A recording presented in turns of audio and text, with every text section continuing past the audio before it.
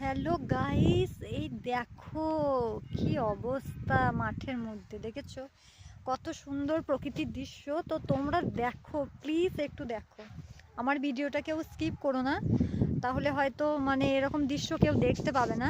আর এরকম দৃশ্য জাস্ট শুধুমাত্র গ্রামেই দেখতে পাওয়া যায়, তাছাড়া অন্য কোথাও পাবে না এরকম দৃশ্য দেখতে।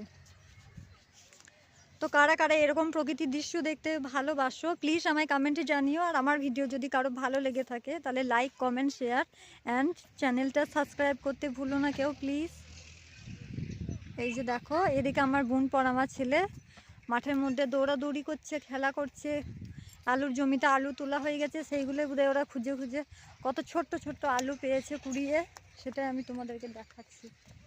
এই যে দেখো কত ছোট্ট ছোট্ট আলু কুড়িয়েছে আমার বোন পর আমার ছেলে দুজন মিলে, তো দেখতে পাচ্ছ। তো আজকে এই ছোট্ট মিনি ব্লগটা তোমাদের সাথে শেয়ার করতে পেরে আমি খুবই আনন্দিত।